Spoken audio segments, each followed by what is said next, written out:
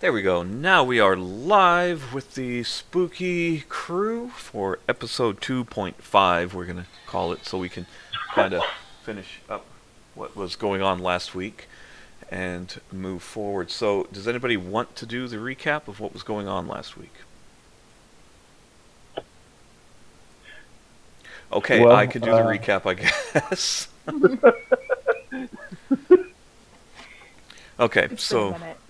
Yeah, it's been a little bit, you're correct. That's why I went ahead and, as a good person who plays these games should do, listen to what happened last time, right before playing again, plus so I could actually take notes, which is probably helpful. So, last week, the Spooky crew was joined by Joe, who is the... Oh, I always forget these classes, the Spooky, oddly enough. And he had a vision of a girl who was in trouble, basically, for lack of a better description. And these visions also led him to find the Spooky crew over at the Bookworm. And they all set out to find the Nightmare Eater, a demon that will corrupt somebody's dreams, basically, giving them nightmares and then sucking all of that psychic energy to nourish itself. And if given enough time of that, what will happen is the person it's assaulting will basically become like a zombie and turn into a Nightmare Eater themselves eventually. This led them to a house in a very affluent neighborhood, we'll say. They ran into Officer Noah, who, because they were really out of place in this very old, very white neighborhood, very uninteresting sort of place. We all know those types of neighborhoods. And they were able to convince, through Tamaki's efforts, Officer Noah that they were just there looking for their lost puppy. I read back because I was hoping to get the name of the puppy. Nobody gave the puppy a name. So. No, she did. What I can't remember what the puppy's name was, but I remember her saying the puppy's name. I listened and I didn't hear it at all. So That's maybe weird. I just missed it. Well, you may be thinking of Fluffernutter. Which was not the fake puppy. That's the name of the girl who lives in the house that you guys were ultimately there to save. A dog we know now is actually missing at this point. And last we know, what was that? Okay, somebody is hosting me, I think. It's probably Micha, if I had to guess. Anyway, it's very distracting. Going on. So where we last ended, you guys had investigated the house. You had gone upstairs. You had met this young girl who seemed okay, but was distraught once you kind of presented what was going on, and you begun investigating into the closet. So, how we're going to do this, just because we're all very cinematic, we're going to fade from black, and there's a camera, kind of like a drone-style camera in the air, and it flies down into this neighborhood, and you see Officer Noah a few blocks away from the house, yelling out whatever that dog's name was, looking for this puppy still. And the camera gets closer, there's lots of old people walking around, it comes in through the back door where you entered and up the stairs, and everything's kind of in one of those really slowed down moments. Just before we ended, where we have Brosidon standing by the bedroom door upstairs, and right just in the doorway, I imagine, is Tamaki, who's kind of, I guess, seducing, for lack of a better description, this girl who was the hapless victim. And inside of that room, that's very much a girlyish kind of room, lots of pinks and unicorns and stuff of that nature. There's the closet door is open.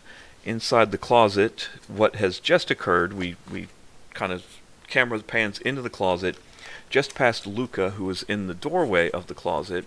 In mid-air, in front of her, is the Nightmare Eater kind of lunging out. And Joe is to the side where he's been knocked over by this thing as he was moving the boxes that were labeled Chunky.com in bright, big blue letters. So that's where we are picking up. So that said, what do we want to do at this point? I'd say the best place to start is it is lunging at you, Luca. What would you like to do at this point? Dodge. Going to dodge out of the way? Why Okay. didn't you dodge? It's going to be an artful dodge, I'm sure. Now, that's not a mechanic. It's nothing you have to roll for. You're just simply choosing to avoid the creature very clearly. The Nightmare Eater, as it's jumping out, you're able to move out of the way. It wasn't trying to attack.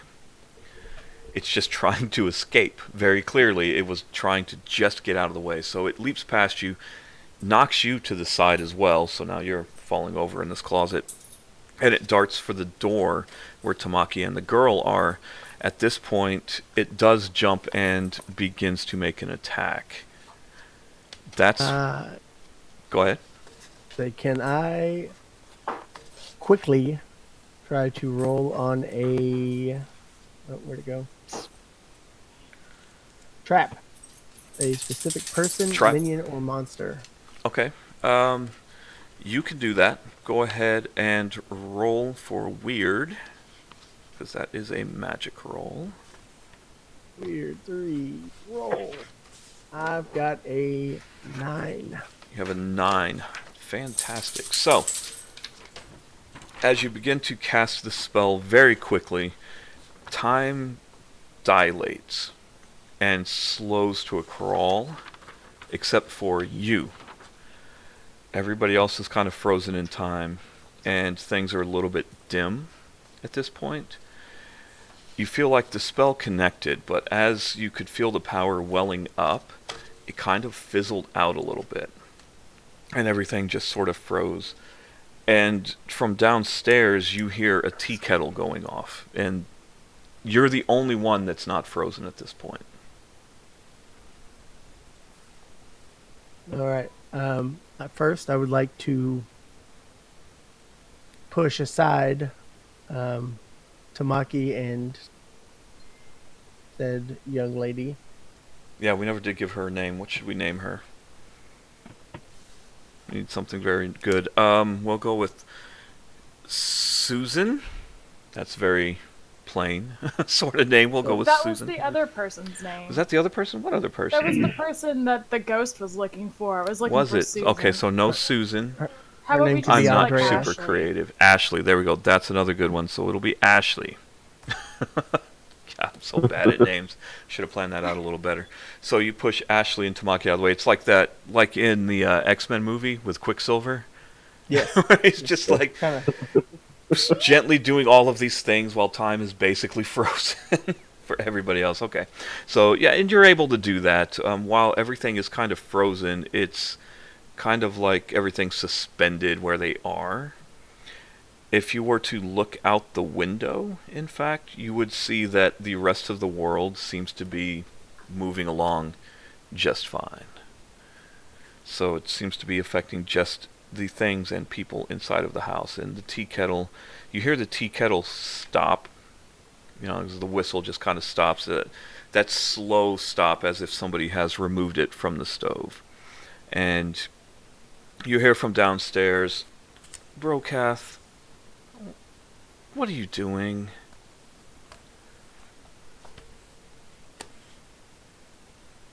Whoa. And the plot thickens. Brokath, I really need you down here right now, please. And you feel a very extremely strong, almost painful compulsion to come down those stairs. Alright, so I'm going to have to turn my back to what's happening in this room and figure out what is who's calling me out by name right now. Okay, roll for... What? Roll for, what you'll probably want to do at this point, I'm sure, is read a bad situation. Oh no. So yeah. Go ahead and roll your Let's- 2d6. Add your sharp modifier, which is I have 0, no sharp. by the way. 0 sharp. I am Not so very dumb. sharp. I got a 5.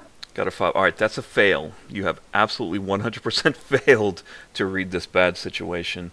Now, there's 2 things you do here. Number 1, mark off an experience box because you have failed this roll. And you aren't sure what exactly is going on. So when you do read a bad situation, you get the opportunity to ask a question off of the list. You don't get to ask one of those questions. So you just, as you're walking down the stairs, you're just like, what's going on? You have absolutely no clue. But you do get experience, which is good. So as you're coming down the stairs, you can see, or rather you can smell, as you're coming down the stairs, a tea.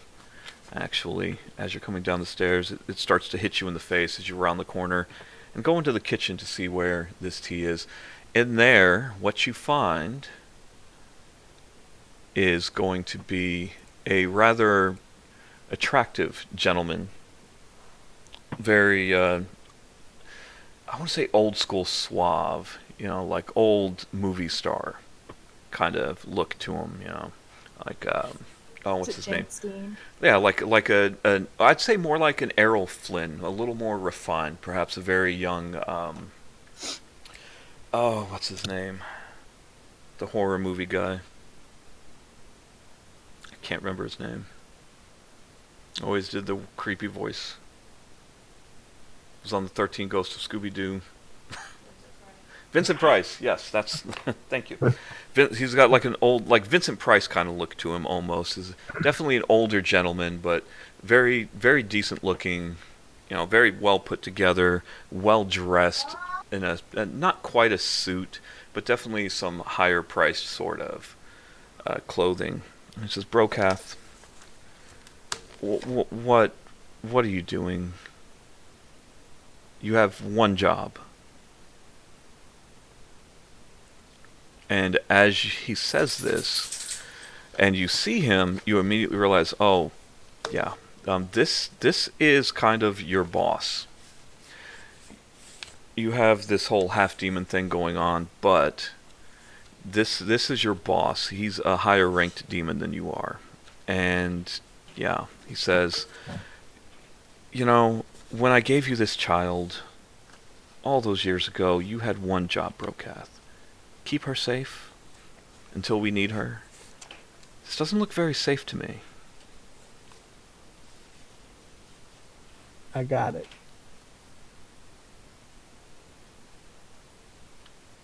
That's it. Just I got it. It's okay. I got it. I got this. It's all Sounds good. super I got convincing. this. I know. Well, this. I got it. Oh, don't play those silly tricks with me. You know the voice doesn't work on me, Brokath. If it wasn't for me, you wouldn't even have that voice.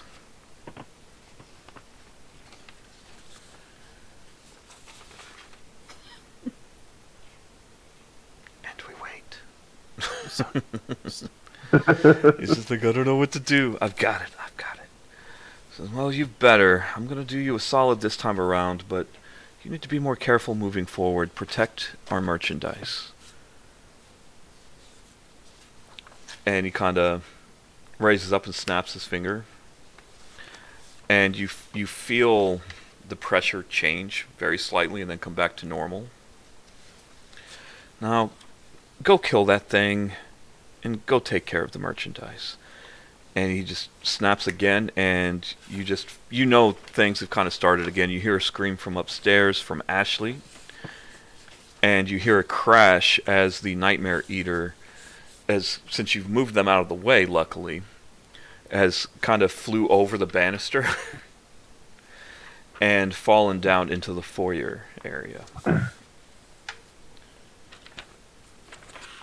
So time is back to where it was. Of course, you're not where you were. You're still in the kitchen. Joe and Luca are still upstairs. Ashley is screaming. So I'm assuming you're going to round the corner again. And as you do, you see the Nightmare Eater just kind of It's kind of laying there. He's clearly knocked himself a bit senseless at this point from the fall. And how would you like to proceed?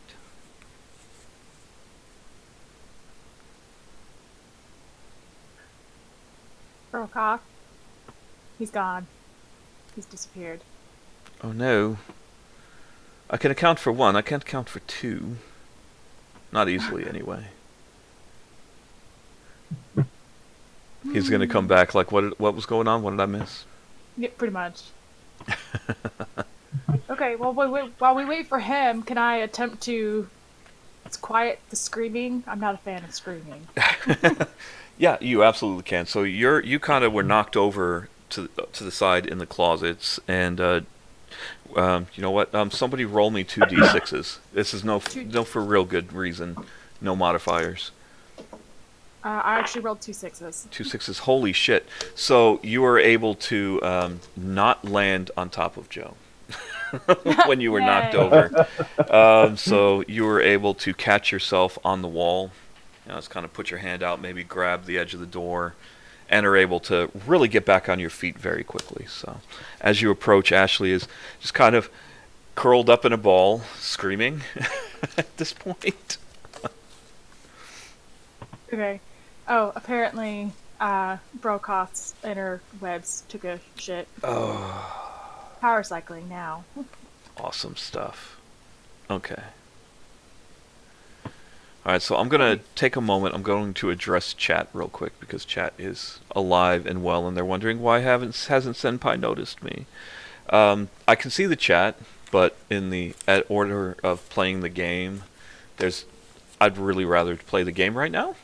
So I'm not necessarily responding to things. It really just breaks up the action as everybody comes and goes, and me saying hi and hello. It's really going to pull us out of that. So that's why I'm not necessarily responding to the chat. Just Cool. so they know. No. But I am monitoring. Okay. Well, I guess since I was able to keep myself from falling, unlike Joa, I'm assuming. Yeah, no, he totally just fell on his ass in the closet. This pile of boxes probably fell on top of him. We need somebody for comic relief. It's probably going to end up being Joe just because, I don't know, just because I think so. But, you know, well, in that case, I was kind of wishing that she did land on me for that reason. Yeah. It's like, oh, Nope. so we can go full anime, you know? She's like, she lands on, you're like on your back and she's on top of you. She's got a knee between your legs. You know, that whole thing? We're not, never go full anime. Never go full anime. Nope. Okay, so you're calming down Ashley. Joe, go ahead. When I say calming down, you know how Luca is. So I'm not very supportive. So I'm basically just I'm going to pull the comforter off the bed and throw it over top of her and say, screaming doesn't help anything, while I cover her with the blanket. So as you're smothering her, is essentially okay. So you toss the blanket over, and she does start to calm down because she's confused, or as to what's going on, or perhaps she's part bird and she's just like, oh, it's nighttime, time to go to sleep. So she does start to calm down. You can still hear her though, like kind of whimpering a little bit, just that whole, you know, that is hyperventilating almost underneath the blanket for obvious reasons. Strange woman just broke into my house and threw a blanket over me while I was screaming. I think that would throw just about anybody off, at least a little bit. Okay, so she's definitely calming down. Joe, you've definitely, I'd say at this point, had enough time. You could probably start to collect yourself. And is there anything you're interested in doing at this point, or are you just going to keep laying in the closet? Well, I'm actually thinking about doing one of the spooky abilities that I had, which was Jinx. Okay. What is it? It's just so my character has this ability called Jinx, which basically would allow me to encourage or I guess manipulate like certain habits around like different events. So like it could be, looks like the examples that are given here, like help a hunter when stuff's going on, or like interfering with the monster, etc., stuff like that. But I'm not exactly sure if I'm in the correct area at this time to do that. I mean, it's reasonable to think that you were able to, in this amount of time, get up, get out of the closet, come back over to where the banister is, so you can look down and you see the nightmare eater still kind of down there. He's stumbling around, definitely dazed a bit. I just wondered to myself where the hell Brokoth disappeared to. Yeah, he's just kind of, and not just Brokoth. Not just Brokoth either, because Tamaki is actually gone as well. Oh, well, yeah, that would... Okay, so we had 2 people disappear in a matter of seconds. Awesome. Well, they're no help. Yeah. So let's see. It's how these things go, people. I think how I want to use the ability, I actually want to use it on Luca over here. Okay, well, go ahead and roll your d6s and add your, it's going to be a weird modifier. Yeah. And that will tell us what you can and can't do. So I rolled, and then I got +2 on my weird, so 13. 13, holy shit. Okay, so, god damn it. On a 10 plus, you get to hold 2, so you actually get to jinx 2 things. So, yeah, like you said, you can definitely you can help a hunter, giving them +1 forward, so you wanted to give that to Luca? Yes. Awesome. So, on your next roll, for whatever you roll, you get a +1. Okay. And you also have the other that you can do as well if you'd like, or you can hold on to it for now. I think I'm going to hold on to it for now. Hold on to it for now. Awesome. Okay. So, all right. There we go. You've At got... this time, though, I'm also going to pull out my shotgun and get ready to blast this thing. Where were you keeping this shotgun that the cop wasn't alerted, by the way? I'm just curious now. Me too. You know, underneath of a strap on my back or whatever. I got this giant coat on. You know, it's kind of casual. Fair enough. Fair enough. That's okay. I'm sure he wouldn't have seen, the stock of that sticking out of the top of there at all. Yeah. It's a sawed-off shotgun, of course. It's sawed off. You know. Well, of I'm course. nothing less. We go with sawed off at the backwoods. Huh? And let's face it, he's LMPD, so probably not the best and the brightest out there, especially in this neighborhood where So nothing ever happens.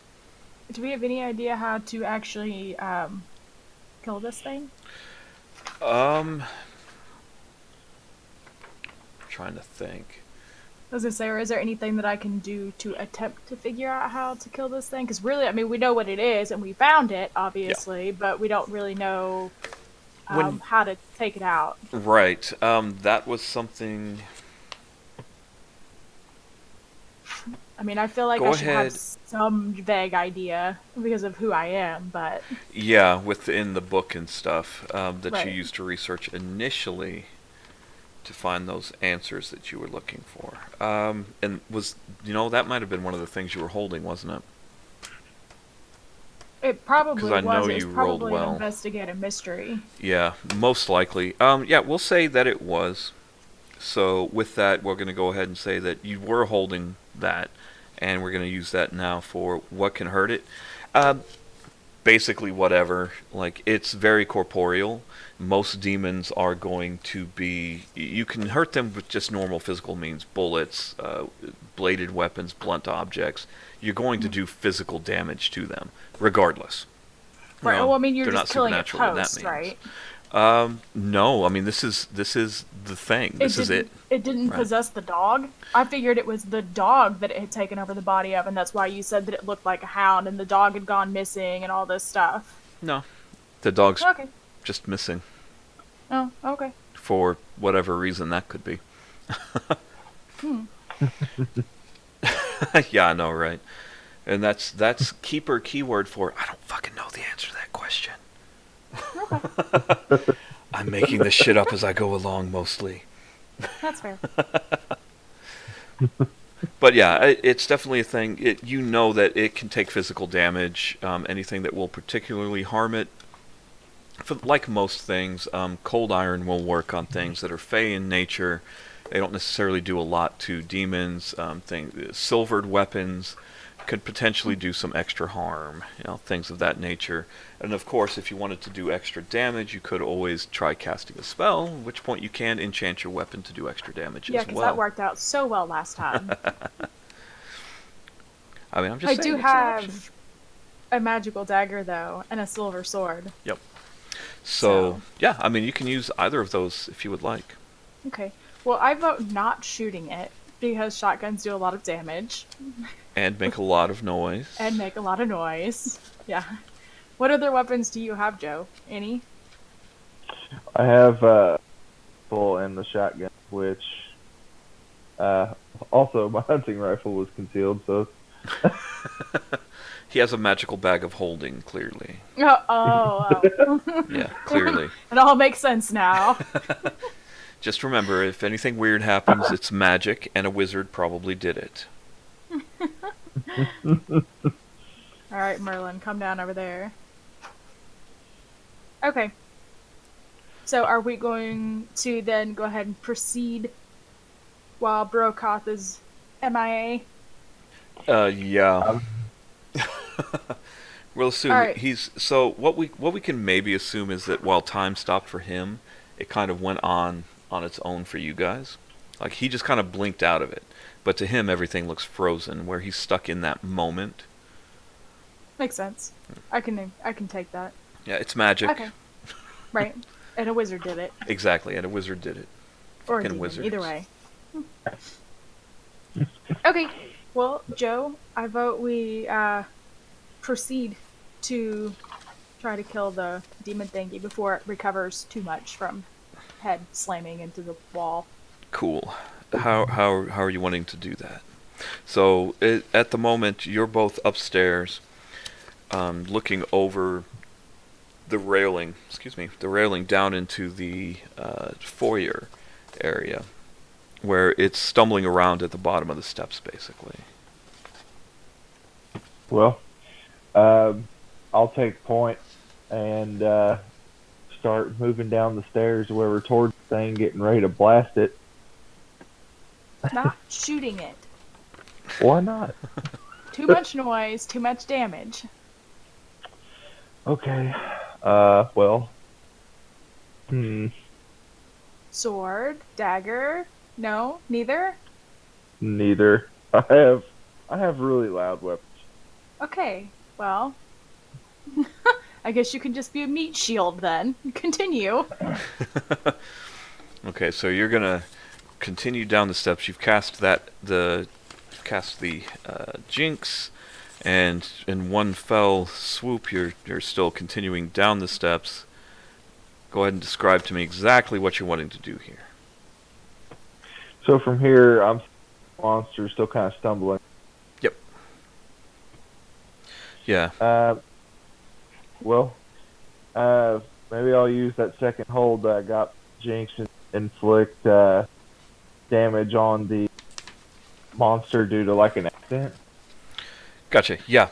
So the other things you can do: interfere with what a monster, minion, or bystander is trying to do. Inflict one harm on the target due to an accident.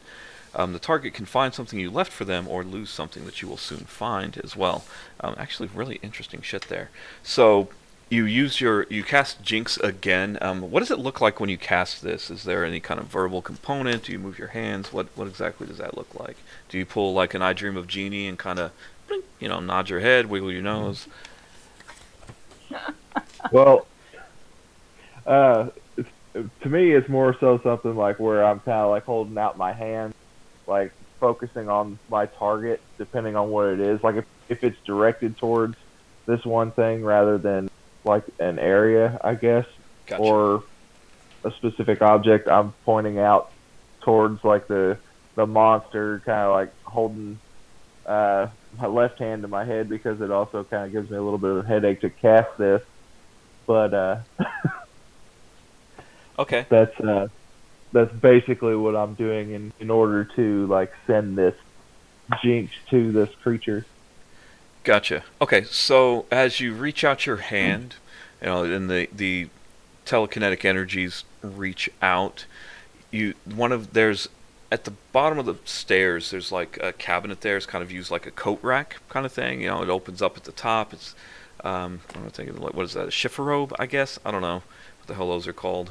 But it's like a big tall cabinet with two doors that open up, and that just kind of falls over on top of it while it's stumbling around, and you hear like a loud yelp sort of thing, noise come from it, and as it falls over on top of it, there's of course a loud crash, and then that's everything kind of goes silent as well. What did we talk about? Loud noises. Well, I couldn't help that. So it's also going to be really difficult to stab with the wardrobe on top of it. Well, I mean, it's stuck now. We can run. We can get out of the house. That's not going to solve anything. Well, we'll get the girl away from the thing. And do what with her? This is her house. Well, Put her on her bus and tell her good luck. So long, Yeah, and thanks let's do for it. all the fish. I slap a $20 bill to her back, and she'll be all right. I don't think that's how that works. Someone clearly watches too much TV.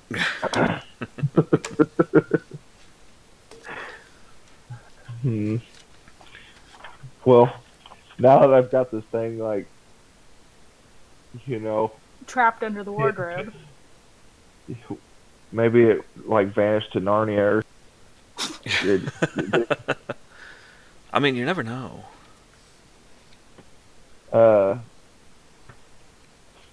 Is there any way for us to observe to see if is actually still under the wardrobe? Like, can we see it? So you're gonna basically poke it with a stick and see if it's dead? Yeah. I'm gonna poke it with a silver sword and see if it's dead. Okay. All right. So you were still upstairs. You're just gonna casually walk down to the wardrobe. It's the back of the wardrobe is now facing up where it's fallen forward. Mm-hmm. Right. So you just want to kind of slowly stab the sword in, see what happens, or? Well, I want to see if you can see, because I mean the doors were closed, so you should be able to see if there's something under it. Right. So go ahead and read a bad situation. I'm gonna make everybody roll everything today. So we're both rolling on that. No, just Luca. Oh, okay. This is where I die. What do I add to this? Sharp? Sharp. So 10 total. 10. Jesus Christ. Plus you actually get the +1 going forward. Oh, yeah. Plus, so, yeah. Yep, so you do get an 11. So you're on a 10 plus, you get to hold 3. Holy shit. You guys need to stop rolling so good. So. No, it's making it fun. You've got the 3 questions. One of which is, what's most vulnerable to me? What's the biggest threat? Are there any dangers we haven't noticed, I think is appropriate for this, actually. Yeah, I was thinking the same thing. So are there any dangers that we haven't noticed? Yes. There are definitely dangers that you have not noticed here. So as you're approaching the wardrobe and you're kind of keeping an eye out, and again, an eerie sort of silence has fallen over everything since the crash of the wardrobe. Mm-hmm. You do hear noises coming from below where you guys are. And it's... So, like in the basement below? Or... Because we're downstairs now, right? Right. Okay. So, yeah. So, you're assuming now that there must be a basement, and you can hear noises down there very similar to what it was making before when you surprised it. Mm-hmm. It's almost like a howling almost, I'd say, but... not like a small corgi howl, just like, sort of thing, but more demonic, and it definitely sounds like there's more than one. Oh, that's fun. Mm-hmm. So we've So- apparently stumbled on it. Okay. So you've still got 2 questions. You're holding 3 because of that fabulous roll. Well, you were holding 3, now you're holding 2. Okay. Alright. So, what do we want to do then, Joe? Do we want to try to head downstairs? I mean, to me, that sounds like it'd be than just dealing with the one that we've currently got. But Well, I mean, we have to I do know. something, so. You know what? Hmm. Actually, interestingly enough as well, which I didn't even... So, excuse me. If you act on the answers to these questions, you actually get a +1 ongoing while the information is still relevant. So that's actually really +1 interesting. ongoing. Right, so you'll basically get hold a Oh. +1 to a roll, as long Okay. as the situation that you revealed by reading a bad situation was still there. Okay, so if we do go downstairs, then I'll get a +1 on hold. Yes. Okay.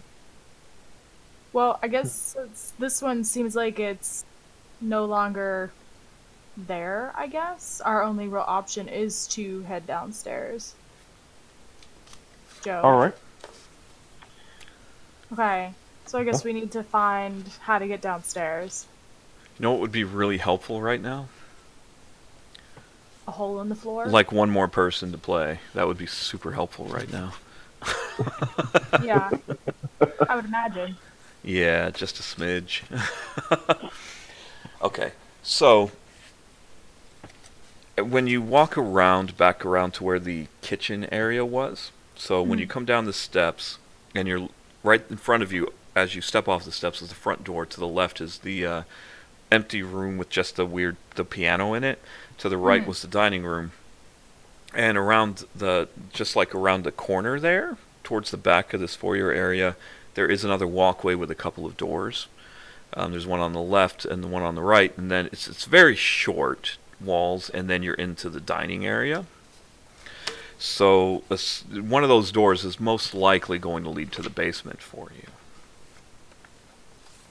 Okay.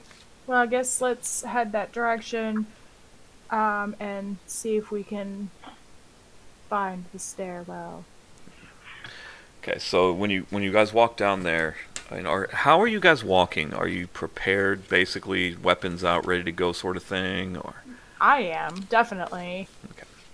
Yep. Yeah, I mean, I assume you would at this point, especially. Yeah. I'm assuming Joe is kind of in front also, since he only has, like, fire I'm weapons. kind of taking over the point man and going in on each of the areas that we're going through. Mostly just because like that's how I was kind of thrown into it to begin with because of the premonition that I had when we were looking around the house at the beginning of it all. And now that we're missing 2 people for some mysterious reason, we need to figure out what's going on and get everybody back together. Right. And because you have a shotgun, and I don't want to get shot. Yeah, It, sounds fair enough. Not even a little bit. Nope. Just a little shot. Just a little shot. Nope. Like going to the doctor. It'd be okay. Nope. I mean, if I had to Okay. pick between being shot or stabbed, I think I'd go with stabbed, but not like Me too. not in the core, maybe like in the foot. Especially if it's choose between getting stabbed with a sword or getting shot with a shotgun. Yeah, one's definitely going to do a lot more damage for sure. Yeah. Yeah. Okay, Okay. Blam. so you try the doors, and you find that the door on the right does lead into a stairs that go down. It's not an open thing where they just go straight down. They kind of wind around a corner. It's a finish. It looks like the walls have been finished. So there's drywall up. It's just a stairwell that goes down one flight, and then there's a corner and goes down more. Okay. Well, you first, Joe. Alrighty. So I'll go down the stairs and Is there like any direction in where the noises and stuff, particularly? So as you're rounding the steps, you definitely hear that the noises are getting louder. As you get closer to the bottom, you can kind of hear them from almost every direction at that point. But you can see there's dim light down here. There's no windows. There's no lights that are currently on. So it is pretty dark down here. From what you can tell, as far as you can see, it's finished, but it's empty. There's not a lot in here. There's a concrete floor, very clearly concrete on the floor, and sounds kind of echo in here because of that concrete floor and the fact that there's not any real furniture and things that you've been able to see. Gotcha. Well, let's see. Do we have? I don't have anything. I don't like be able to light up the room. So, I mean, I always run on the assumption that when you deal with these sorts of things, you kind of have a Monster Hunter kit going. Just going to have some basic stuff in it, like maybe some rope, a flashlight, very basic sort of things that you may need in certain situations. So, I mean, it's reasonable to assume you've got a flashlight. You've probably got one of those hip bags, one of those little zipper ones, like an old man. You probably got one of those at least. Fanny well, pack. one other real quick question. You said like this is more or less like it's basically a finished basement with concrete floor, right? Yes. Okay. So it's not like you can see that there's definitely drywall up. So it's not where you can just see kind of the ribs for the walls where the drywall will go. It's just drywalled. You can't see. Does that make sense? Yeah, okay. I get what you're saying. So it's like basically walled. It's just not like fully complete. Right. Is there, while we're coming down the stairs still, is there like any light switches that might have to be up on the wall? Any light switches? Yeah. You can definitely find a light switch. So you reach up and you flip the switch, but nothing happens. You hear the click, but no lights come on. Awesome. Sounds like my basement. Cool. So definitely pulling out the flashlight then, and I'm gonna start like peering around to see if I see where these creatures are at. Okay. So as you sweep your flashlight through the room, so again, I'm making some assumptions here. You're just kind of standing there at the bottom of the steps, not necessarily into the room, just kind of right at the bottom where that landing is, and sweep your flashlight around, we'll say from left to right to see as much as you can. You see that the room is big. It's at least as large as the bottom floor is, as far as width and depth and all of that. There's plenty of room to stand. It's not a vaulted ceiling, but there's plenty of room to stand down here. You're not going to worry about hitting your head or anything. You see a lot of boxes piled up, and a lot of those boxes still have the chunky.com logo on it. You can definitely see that.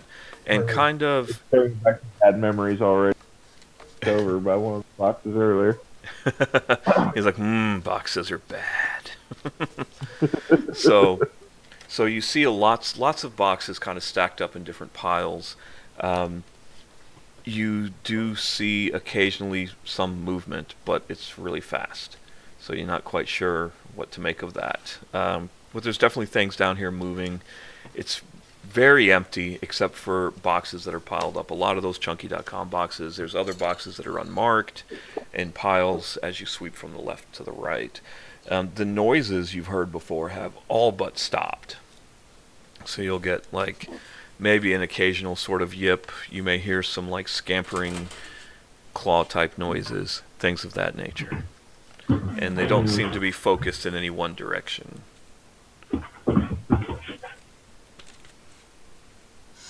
Alright. So what's our next step?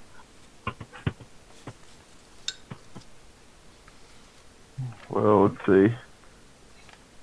I want to check something on my stats here real quick. Oh, that probably wouldn't be a good idea. What? So I was actually looking at potentially doing something that would require the cool trait, I guess, but mine's -1, so I don't know if that'd be a good. What were you gonna do? I was gonna see about doing like the act under pressure kind of role. Oh.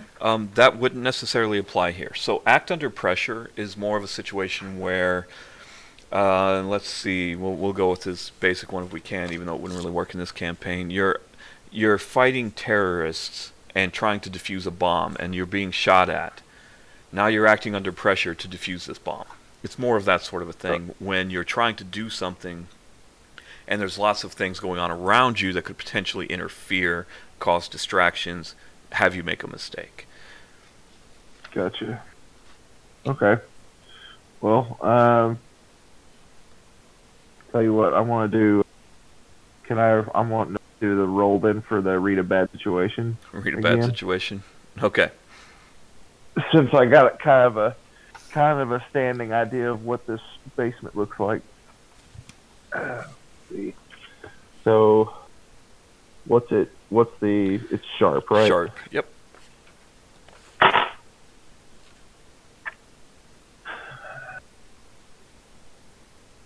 Okay, so I rolled 6 plus 1, so I got 7 total. Okay, so you can ask one question or hold it.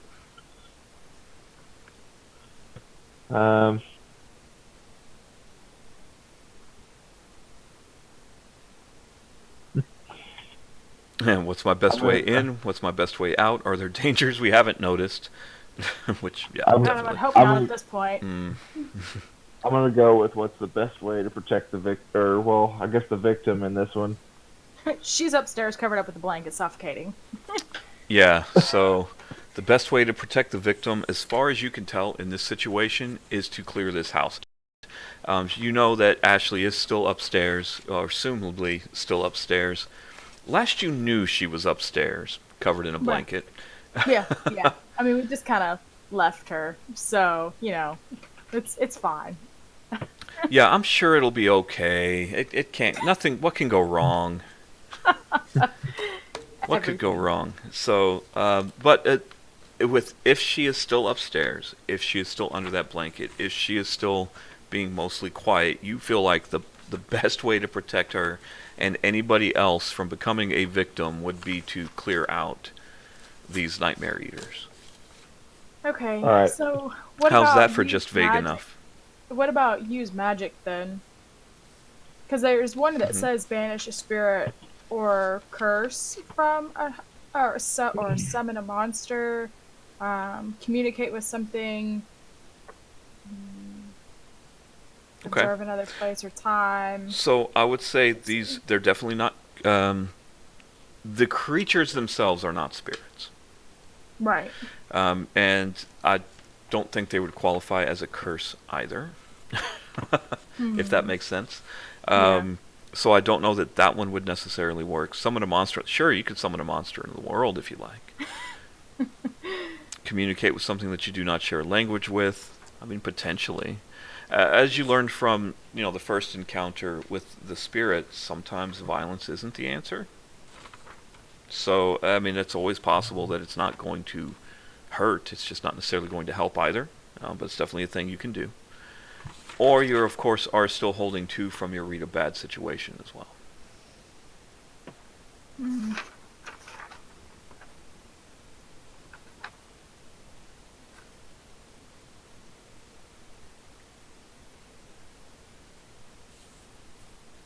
Well, I guess in this case, I'm going to advance forward and get ready to attack these creatures.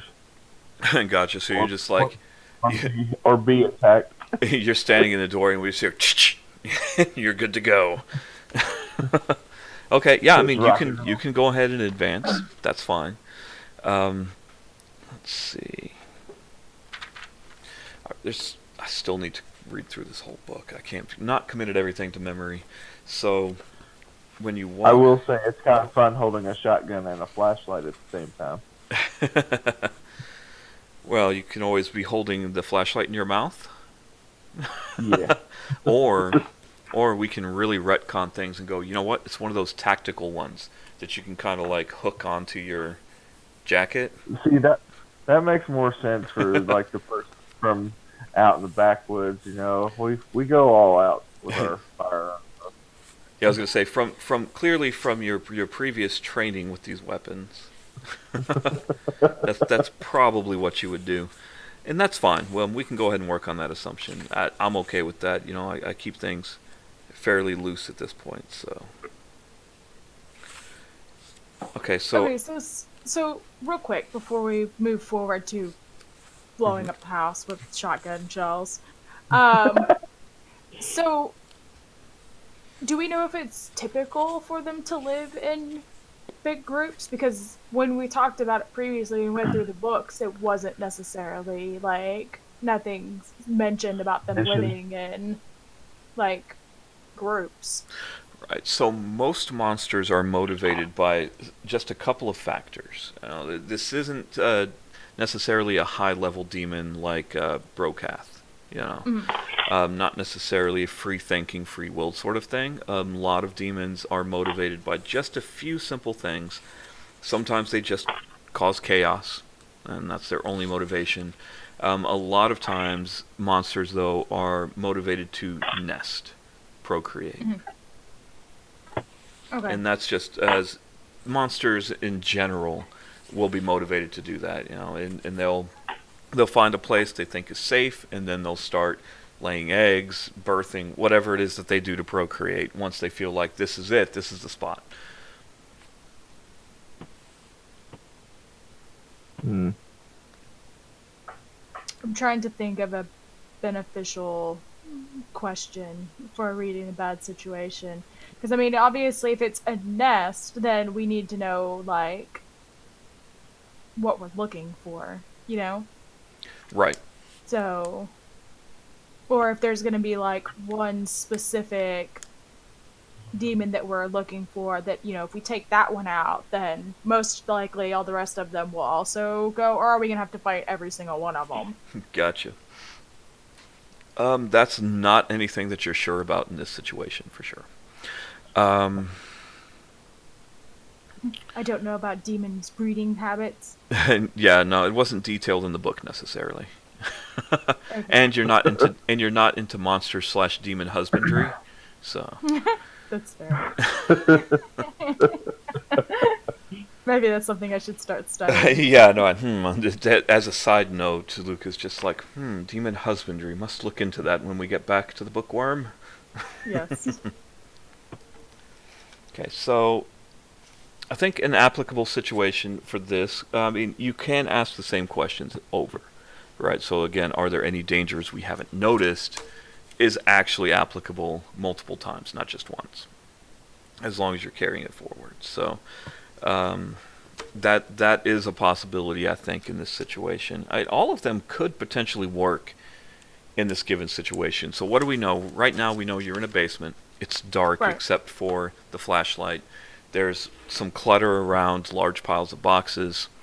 You can definitely hear things skittering in the darkness. You've seen some, quick motion where things are running. Basically, they're just at the edges of the flashlight, so you know there's multiple things down here.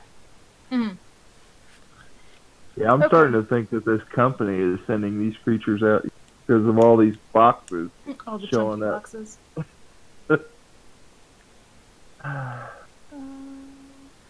Okay, well, I guess, can we do, I mean, I'm trying to decide if what's the biggest threat is going to be more applicable in the situation, or is there any dangers that we haven't noticed? Because, I mean, obviously we know that there's multiples, so I guess let's do, because I still have 2 left, so I guess let's do, check and see if there's any other dangers that we haven't noticed yet. So just like do a quick observation of what else might be happening. Okay, so as you're kind of scanning the room, you feel a magical presence. It's kind of faint, magical presence here. It doesn't feel particularly, that's a hard word to say, particularly malevolent. Like, it's not necessarily giving off an evil sort of vibe, but you can feel it is here. And it's just coming from behind where the stairs are. You just got like a tingle in the back of your brain. You just kind of feel like there's something more here than just these monsters. When you say behind the stairs, do you mean like behind us, like up toward like where the entrance Oh, is? no. It's still in the basement, but the stairs, like where It's like the under the stairs. right, it's like under the stairs, but back. You got to remember, this stairwell came down about in the middle of the house, Uh-huh. but from what you can tell, this basement is as big as the bottom floor of the house. Oh, okay. So square footage wise, it's going to possibly match what's upstairs from what you can tell. So it's reasonable to assume in this large of a house, as expensive as this house is, it's going to have a full basement. Right. Okay. Okay. Well, I vote that we go that way then. Because we need to figure out what's causing them to be drawn to this place specifically, and that might give us more information rather than just starting to attack things randomly when we don't know what's actually happening. Joe?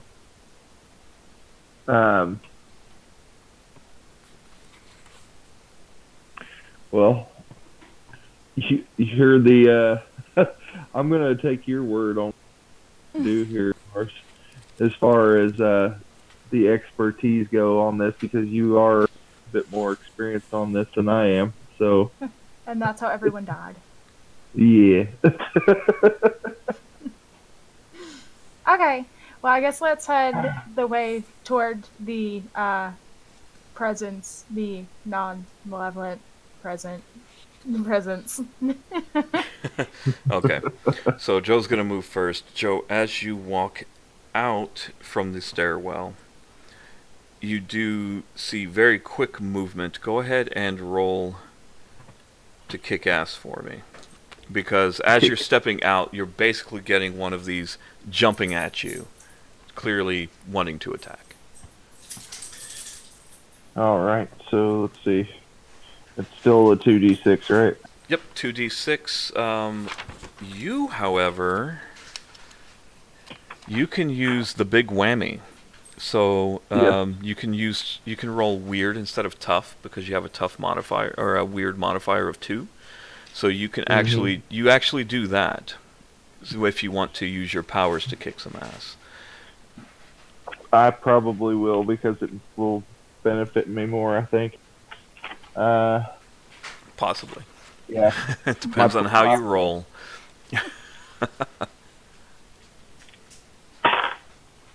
So, okay, I rolled 9, and using big whammy,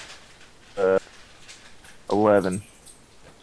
Nice. So you got an 11. You know, this is the first time we've kicked some ass. How about that? We finally get to it. Yeah. So I have to look and see what happens. Okay, so when you get into a fight and kick some ass, roll plus tough unless you're using the big whammy. So the big whammy is going to use your powers. What does this look like when you use the big whammy? It's more or less like my eyes actually start to go black.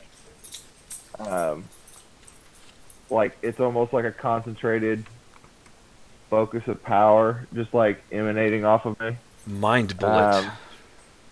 Yeah. For lack of a better description. Okay, so it's a extremely large percussive force that kind of extends out from you, at least in this case. And again, this is all just flavor. You can make it whatever you want it to be, depending on the situation and such. So do bear that in mind going forward. But I like the idea of mind bullets. So we can do that. And you just kind of have your hand extended out. Like, is it just like a quick kind of motion, or?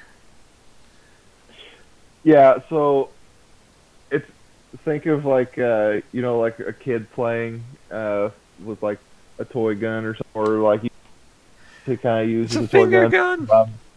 That's what I'm doing at this time. He just points and goes bang. Fucking mind bullets. I like that a lot, actually. Okay, so as you extend out your hand, it's very Yu Yu Hakusho. I like that. So you extend your hand out as this nightmare eater jumps at you from the darkness, and when it's just about to you, you go bang, and you fire your your mind bullet, and it just kind of explodes into gore. And since you got it over a 10, you actually get to choose an extra effect. You can gain advantage, so you can take one forward or give one forward to another hunter. You inflict terrible harm, not really applicable here. These things aren't super strong. They don't have a lot of health, as you can see. You suffer less harm because generally you will take harm when you're attacking, because most monsters are going to fight back. Or you can force them where you want them. So I don't think that's necessarily applicable here. That's more if it's say it's a large creature and you attack, you can force it into a certain position, setting them up for other people to attack, things of that nature. That's more what that's for. None of these are particularly applicable right now, just considering, again, these are super weak things. I would do the gain the advantage, though, because then you can take it forward, so you can use it later if you do end up needing it, instead of just using something on a creature that you can kill in one hit, you know? Right. Now, I guess I do have a question about that, because the forward, does that apply to the next roll? It has to go to the specific next roll, Yes. correct? Yes. If it's forward, you're applying it to the next roll. If you're holding, then you can wait and use it later. Okay, because I was trying to figure this out from the premonition perspective. That one should have gone away then.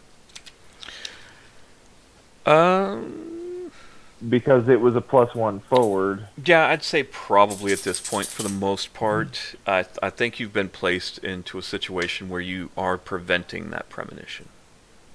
Okay. Right. So, yeah, I will just add it as the +1 forward. I think that would be the most beneficial at this point. Okay, so you're going to hold it for the next one. So as this Nightmare Eater explodes into gore, and you extend your hand out, there is... So one of the things to remember about the Big Whammy is there are attributes to it that include close, so you have to be fairly close for it to work. It's not something... You're not going to snipe somebody with it. It's obvious, which means it's accompanied by maybe a flash of light or a loud noise. You can't really hide it, right? So, but it does also ignore armor, which is nice. So there's that. Anyway, it inflicts 2 harm, so bear that in mind going forward as well. Like I said, these things are super weak. It doesn't take much to get rid of them. They're not really built for combat.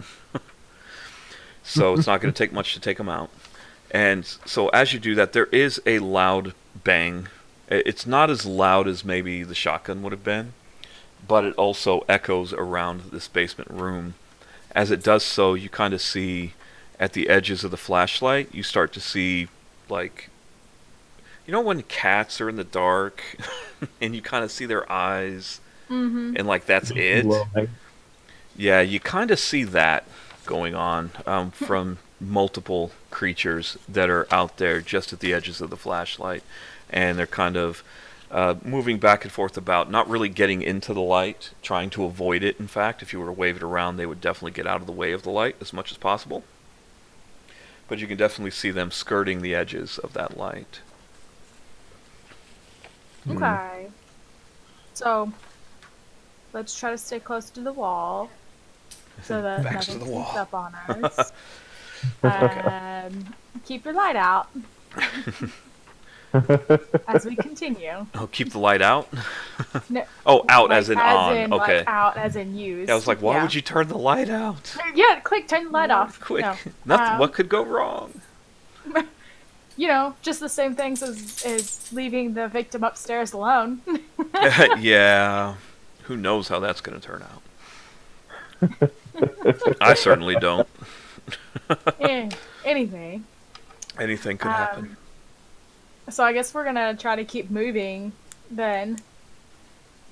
Okay, so as you're moving, trying to think. So as you come out and you've got the big room in front of you, there are definitely some walls that are now to the sides of you, right? So the landing comes out, and then there's flat walls from the edge of the landing out towards the other walls, the outer walls. And then you've got the other wall on the other end that you're looking at as you come out. I'm horrible at describing this. I am so sorry. There's a wall here and a wall there. Yeah, so you're basically in one big rectangular sort of room as soon as you step off of the stairs. You don't see on the other walls that are not the outside walls, the ones that are concrete, not those, but the inner drywall ones where the room's been divided. There are doors. Well, not doors, but there's doorways. There's no actual doors put up yet. Just door arches. Right, yeah. Okay. So you can basically choose if you want to go around to the left, or you can go to the right. You can split up. Let's not do that. Yeah, I'm against splitting up at this point. I vote we go to the right. After you. Okay. Well, I guess I'm gonna get my flashlight out too, since we're gonna have to be kind of like facing, like kind of back to back to try to make sure that nothing sneaks up on us while we kind of creep through the basement. And we know that they don't like light, so. Good point. Okay. So we're going toward the right. All right, go ahead, and so you're leading the way now. Apparently, yes. Okay. I've got my shotgun to her back, Not to my back. Hopefully. Well, yeah, it's like, don't you make a move. I don't trust you yet. I gotta say, I'm a little happy there that the big whammy did not fail on me there. Yeah. Because I just realized that I could have had like magical backlash on that. Mm-hmm. Yep.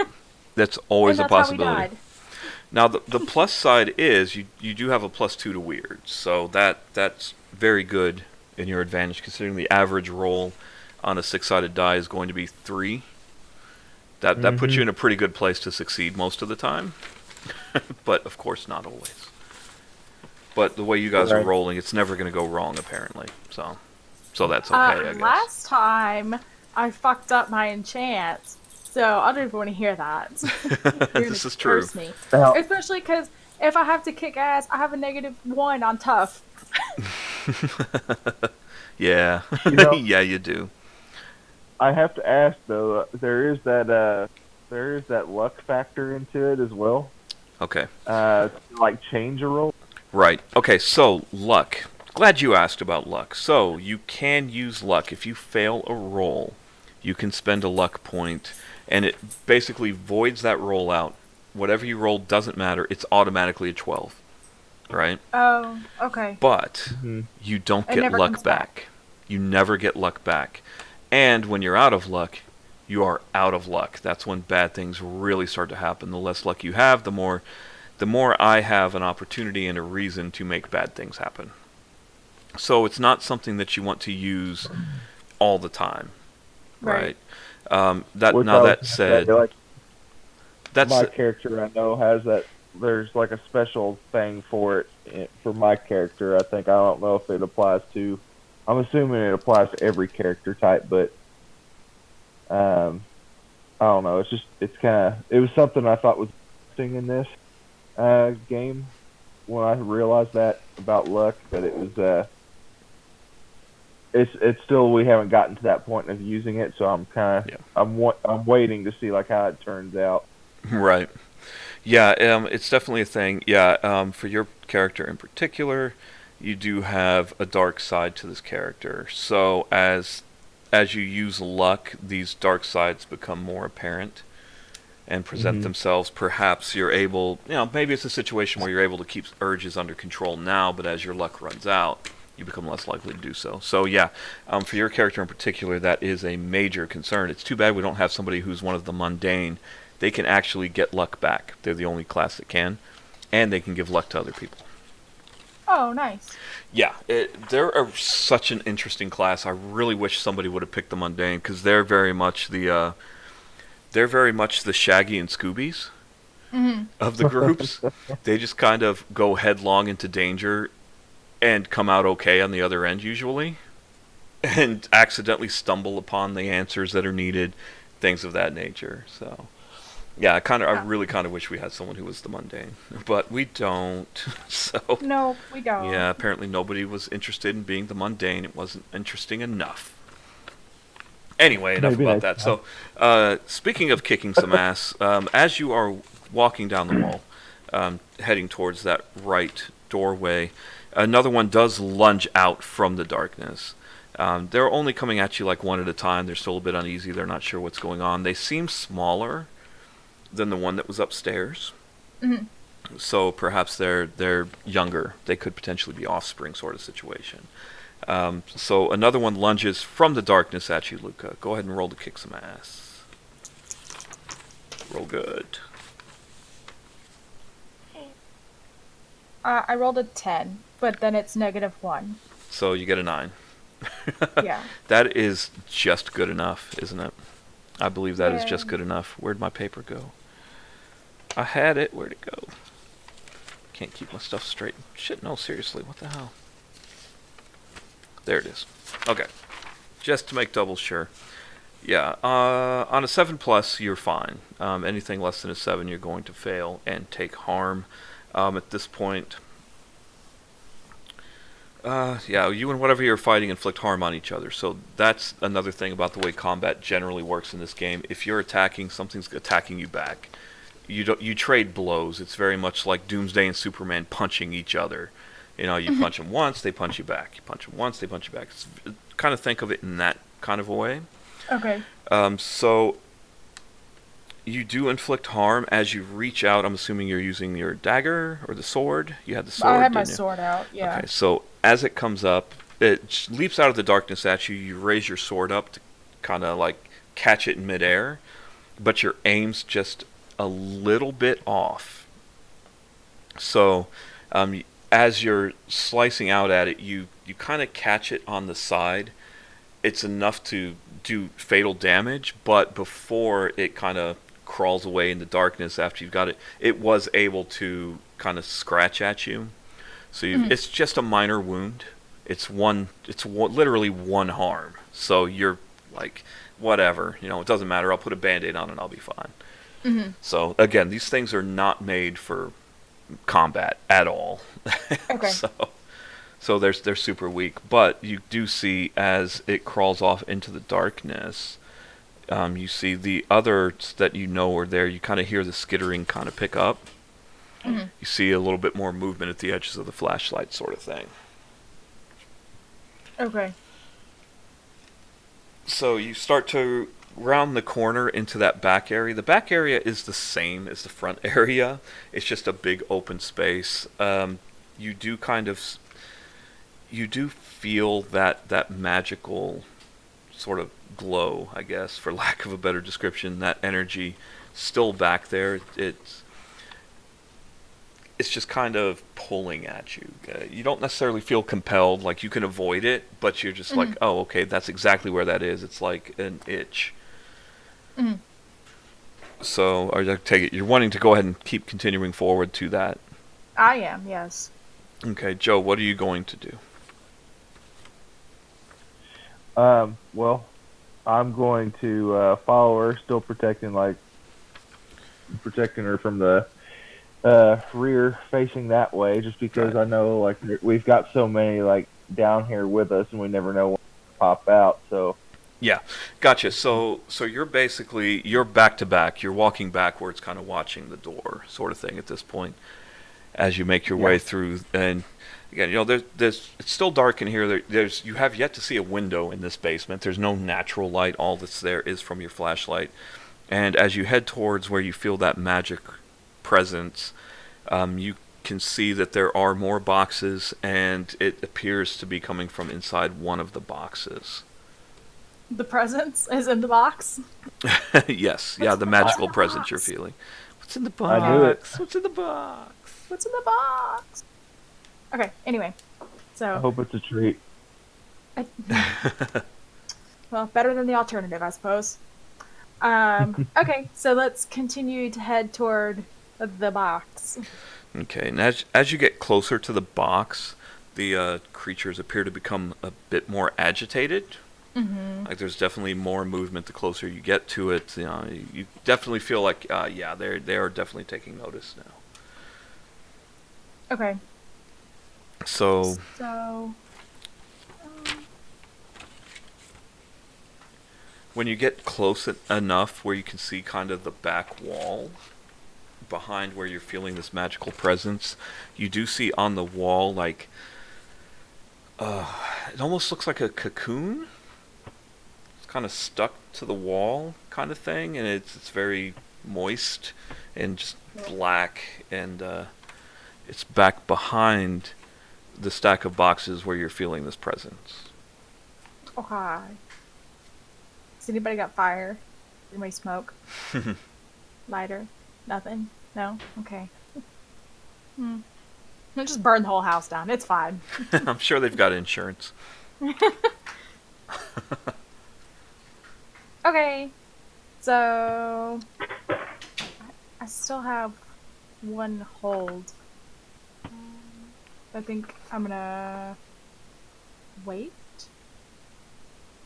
Because we might need to find out how to get out at some point. So I'm gonna hang on to that. Okay, so what's in the box? So you're going to start digging through the boxes? I guess. Okay. So as you get closer and closer, the creatures do become more and more agitated. And go ahead, Joe, roll for kick some ass since you're kind of watching her back here. Yes. So I do have to say I want to turn around and look at the box though. Turn around and look at it. Okay. Yeah. So you were looking at the box. Are you looking for something in particular? Could I do another roll for the read a bad situation? Not really. I mean, the situation is pretty bad. I think it's pretty obvious what the situation is. I don't think it's necessarily an appropriate thing right now. Did you have a hold from one earlier? I was thinking you did, but I don't remember. No, I used it to. It was the best way to protect the victims is what I used. Gotcha. Okay. Yeah, I think given the current situation, it's pretty obvious what the bad situation is here. You're stuck in a basement. It's dark. There's some clearly magical thing. There's some gross cocoon thing on the wall, and there's lots of these little creatures running around. So, I mean, all right. Well, what are you doing again, Luca? Sorting through the box. You're supposed to be protecting me. Thanks. Okay. yeah. So that's why you're. Yeah. As she begins to open the boxes, and so you're right up next to this cocoon as well. And one of the creatures does leap at you from out of the darkness at the edge of the flashlight. So that's, if you're watching her back, you got to roll to kick some ass, buddy. All right, I'm working on it. I think I'm gonna go with the big whammy ability though again. So Okay. let's see. I rolled 6 plus 2, so that's 8. Barely good enough. It just gets worse I know, and worse. I mean, I'm getting weaker. yeah, as time goes on, you're going to start to lose some of that a little bit. I mean, to be honest, you're better off with weird anyway than more so than tough. You only have 1 to tough, so you still are a little bit better off. You don't why even bring a gun? You know. So you reach out and just bang, and there's a loud, semi-loud explosion. And the creature just kind of explodes in front of you. Again, it's a situation where they're really fast, so you barely got it in time, and it was able to kind of scratch at you before it exploded into gore upon you. So you do take 1 harm. Okay. Luca, go ahead and roll to act under pressure, because these things are starting to get very agitated as you're digging through these boxes. Mm-hmm. Okay, so it's just I still just roll 2d6. It's always just gonna be 2d6, Yeah, right? it's always 2d6, and you just add your modifier. In this case, it's your cool modifier, which is 0 because you are not cool at all. I only rolled an 8. Okay. Didn't I have a thing that let me use sharp instead of cool? When you act under pressure? Yeah. Yep, you are correct. You do actually think, because you've read about this sort of thing. Yes. Yeah. Okay. See, that's why it's good for you guys to have the sheets too, because I don't get everything. Yeah. So, yeah. So it's actually a 10. It's actually total. a 10. Nice. That works out much better for you. So, you start digging through the boxes, and almost immediately, when you open the box, you find the source of the magical energy that you've been feeling. And what you find inside the box is just a little statuette. It's looks very, very old. You're not necessarily familiar with it at this point. Well, you still got a hold. You can probably Right. I do ask still have a something hold, about don't I? that. I mean, either way, you can always research it when you get back. So Yeah. We'll just take it with us, I guess. yeah. So I mean, it's very clearly the source of the magical energy that you're feeling. Very clearly. So it's not tiny, but it's not huge. So in Indiana Jones, the stones from Temple of Doom, it's like that. Yeah. You know, you can hold it in your hand, but it's got some heft to it. It's got some weight. It's very clearly a very dense stone, very old. Kind of looks like maybe it's carved in the image of a person of some sort. And it's if you had like a satchel, you could put it in there, but you're not going to be putting it in a pocket. Okay. Well, didn't you say that we had like bags with us or whatever? Oh yeah, the assumption is that you would have Well, something. Yeah. No, remember, because even on the last one, I had the leather bag that I hold over my shoulder. Yeah. That's Yeah, fine. so I'm just gonna stuff it in my bag. That is absolutely okay. Okay. So when you shove it in your bag, nothing happens. Like, so I know what you're thinking is this is the sort. Nothing happens. The creatures are still just as agitated about what's going on. Oh yeah. Right I was now, just like gonna that level try to hasn't. destroy the cocoon. Oh, is that okay? So that's what you want to do next? Okay. Sure. Okay. Yeah. I Let's do mean, that. If it's the nest, then what else are we supposed to do? True. I mean, it's definitely good to not leave those sorts of things hanging around. Yeah. Definitely a good idea. So, so what are you want? How are you wanting to do that? So again, you got to describe this to me. Tell me what this looks like. Well, I definitely don't want to touch it because you said it was gooey and black. Yeah, it's definitely moist So- at the very least. So the only option that I have would be the shotgun because that's the only range weapon I have. All right. Hope you brought earplugs. Right? Good lord. I don't know. I don't know. Can Joe do something to destroy it? I mean, Because I would I'd rather wanna use not shoot a shotgun close range to a concrete wall. I'd probably want to try to use the big whammy thing again. That might be more beneficial, less deathly. Okay, so Although, What do you think? well, I do have a question in regards to use again. I don't know like how far it would go, but I know like we have that enchant weapon. Would we be able to enchant it in a way, it silences the weapon as it's fired? it doesn't work like that. No. So Darn. when you when you use worth a try. yeah, no, it's definitely worth a try. When you use magic, you can inflict harm, so you can just straight up hurt somebody very lightly. Enchant weapon, it gets +1 harm and becomes magical, so there's that. You can do one thing that is beyond human limitations, so lift a car off of a person who's stuck under it, something like that. Bar a place or portal to a specific person or type of creature. Trap a specific person, minion, or monster.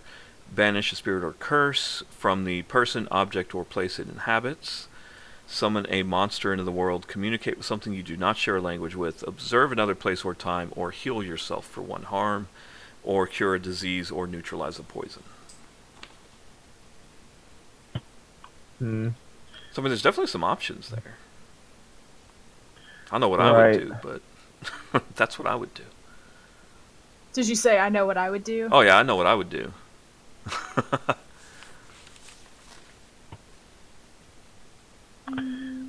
Well, I mean, I still think I want to try to go with the big whammy, kicking some ass again. Spirit Okay. bazooka. Gotcha.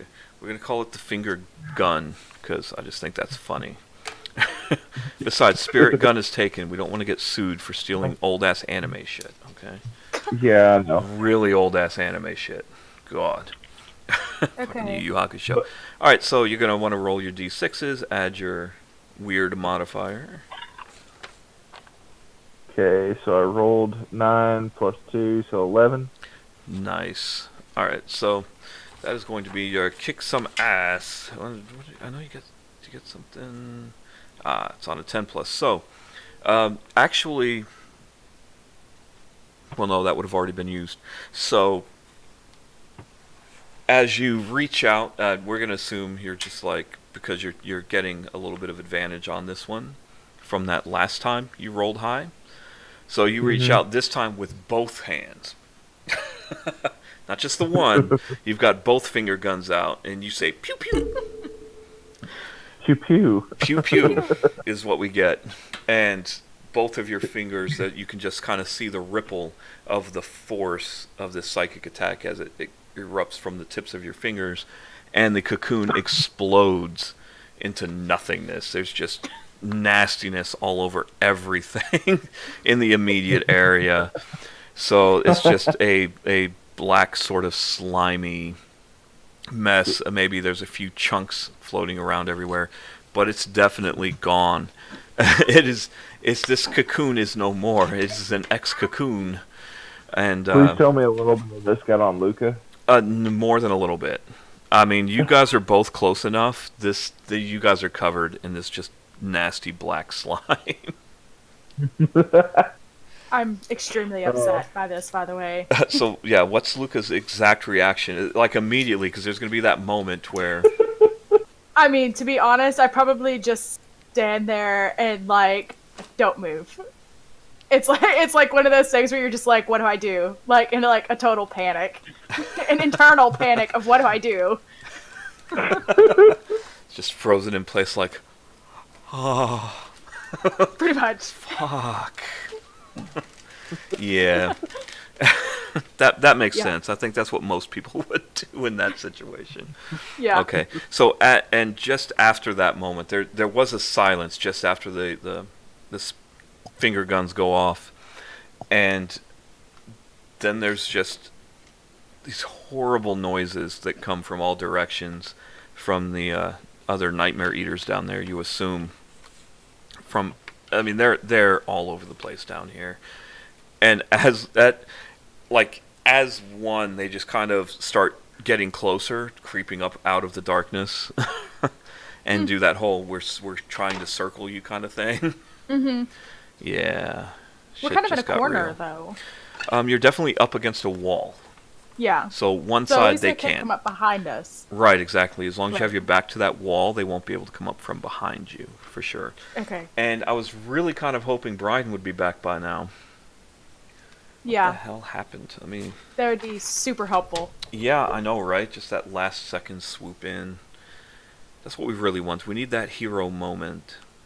We do. The shiny hero moment. Yeah, so so that's the thing. I mean, I know what I Yeah, would do. because right now we're just kind of like, oops. Yeah. And So they're slimy. starting to close in, and you're just covered in this horrible black ichor. Because I like that word. It's a good word. It's a good word. It is. And as they start to close in and get closer and closer, the screen fades to black, and we see "to be continued." Because I really just feel like we're at a point where two people, this has already become too difficult, almost too much going Yeah. on, and we've also been going for almost 2 hours. Oh, I Well, know. I mean, I'm glad. Time flies. I'm glad the three of us could entertain. For 2 hours. It's pretty wild. I know, right? Somehow.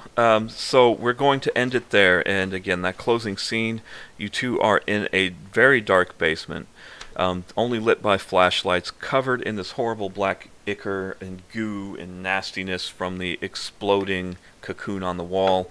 And these creatures have just made a horrible cry, almost in unison, and are beginning to close in around you on all sides, except for the one, which is where the concrete wall is.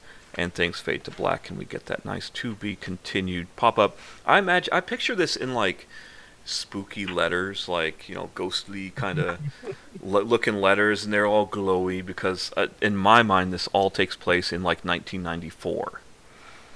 So it's that, 1990. yeah, it's that like 90s It's supernatural like the type show. Goosebumps font. Right, exactly. Yes, it's the Goosebumps font. It's like, Yeah. be prepared, you're in for a scare.